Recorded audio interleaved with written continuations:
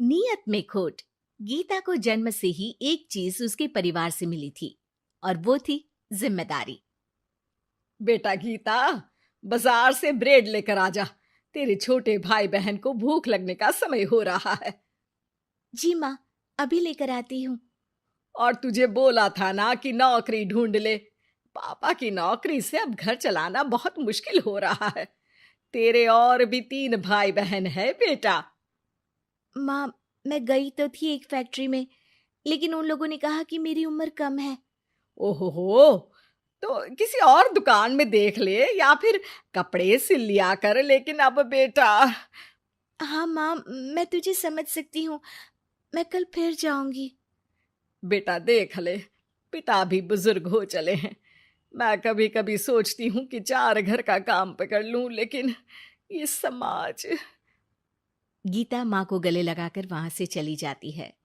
धीरे धीरे वक्त गुजरता है और गीता के पिता से भी काम नहीं हो पाता है। अरे गीता की माँ, अब काम करते हुए हाथ कांपते हैं। किसी भी बच्चे की शादी नहीं हुई है। चिंता होती है, पता नहीं घर कैसे चलेगा। तभी पास की मौसी उन लोगों के घर आती है। अरे गीता की माँ, चिंता ना करो। तुम लोगों की परेशानी का हल है मेरे पास। आओ बहन, क्या हाल है? कोई खजाना मिल गया क्या? अरे खजाना ही समझो। गीता की शादी के लिए एक लड़का है। लड़का अच्छी नौकरी करता है, अपने 2 मकान है, और शादी के बाद वो तुम लोगों का ख्याल भी रखेगा। ऐसा क्या देख लिया गीता में उसने जो इतना सब करने को तैयार है?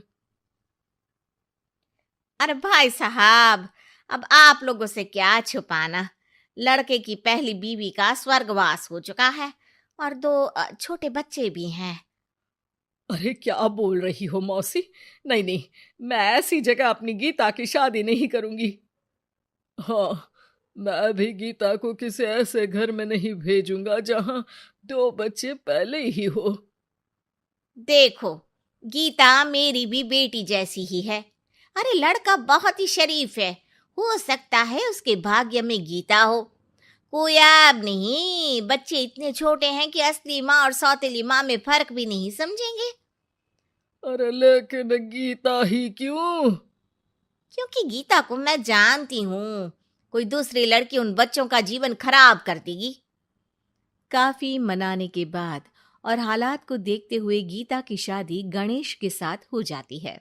गीता, मैं ऑफिस जा रहा हूँ। तुम्हें कुछ चाहिए तो मैं ले आऊंगा। मुझे कुछ पैसे दे दीजिए, मैं घर जाना चाहती हूँ। अरे लेकिन बच्चे। आप बच्चों की चिंता मत करिए, वो भी नानी का घर देख लेंगे। गणेश को गीता की बात अच्छी लगती है। वो उसे पैसे देकर ऑफिस चला जाता है। गीता दोनों बच्चों को लेकर माँ के पास जाती है। अरे मेरे नाती और नातिन, कितने प्यारे बच्चे हैं गीता। हाँ माँ, ये तो दोनों बच्चे मेरे ही हैं। चलो जाओ, अपने मामा और मौसी के साथ खेलो। फिर क्या था, गणेश के बच्चों को ननिहाल और गीता को अपने घर को पालने के लिए गणेश का सहारा मिल जाता है। माँ, ये पैसे ले ले, इनसे तू घर की टूटी छत बनवा लेना और राशन डाल लेना।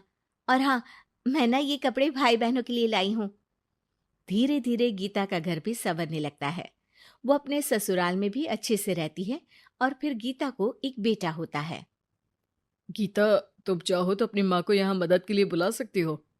फिर क्या था, गीता की माँ बेटी के घर आ जाती है। लेकिन अब उसकी माँ गीता के बेटे और गणेश की पहली बीवी के बेटे से भेदभाव करने लगती है।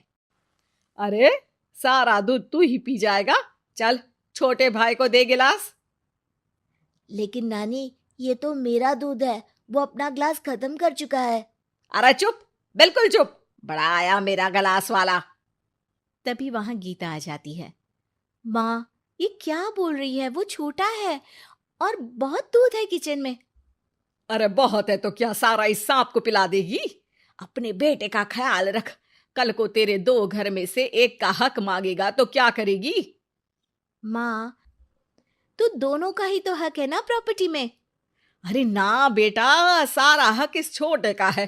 तू समझती नहीं, कल को बड़ा होकर ये तेरे बेटे को जान से भी तो मार सकता है।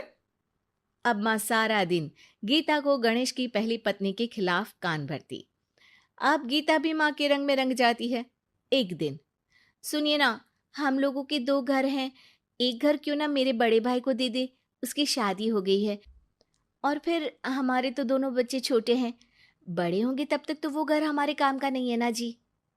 सीधा साधा गणेश क्या कहता, वो मान जाता है और फिर गीता का भाई उसके एक मकान में शिफ्ट हो जाता है। गणेश के ऑफिस जाने के बाद गीता गणेश की पहली पत्नी के बेटे से कहती है, सारा दिन खेलते रहते हो, पढ़े नहीं तो काम पर लगा दूंगी, समझे? बेटा, जो अब सौतेली माँ से सहम चुका था, एक फैक्ट्री में जाता है। साहब, कुछ काम मिलेगा? बेटा, मुझे एक ऑफिस बॉय की जरूरत है, लेकिन तुम तो अच्छे घर के लगते हो। हाँ हूँ बे, लेकिन फिलहाल काम की तलाश है। बेटा एक फैक्ट्री में चपरासी बन जाता है और एक दिन दुखी गणेश का स्वर्गवास हो जाता है। अब तो तेरे पापा भी नहीं रहे, चल निकल इस घर से। अरे क्या बोल रही है बहन, इस घर में इसका कानूनी अधिकार है, कहीं कोर्ट कचहरी का चक्कर लगा तो तू इस घर की भी नहीं रहेगी। अरे तो अब क्या करूं? बस तू अब इसकी शादी कर, इसकी बीवी को खूब सताना कि ये खुद ही बीवी को लेकर घर छोड़ दे। गीता को भाई की बात जंच जाती है, लेकिन कहते हैं ना कि पाप का घड़ा तो भरता ही है। बेटे की शादी के बाद उसकी बीवी सास से भी 4 कदम आगे निकलती है। ए, क्या सारा दिन सोती रहती है, कोई काम नहीं है क्या?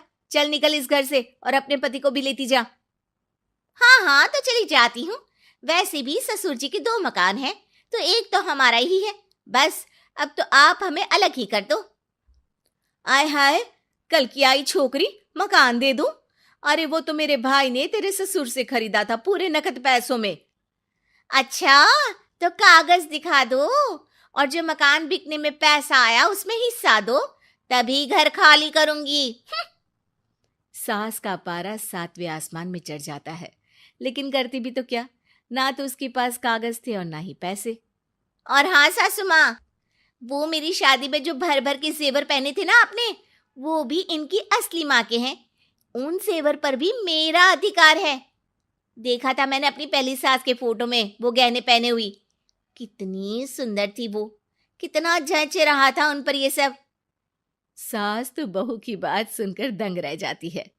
हे भगवान, ये तो बहुत ही तेज है, इससे पंगा लूंगी तो ना घर की रहूंगी ना गहनों की, और पैसे भी हाथ से चले गए। अब क्या था, गीता को सालों बाद उसका तोड़ मिल जाता है। अब घर में सुख शांति हो जाती है।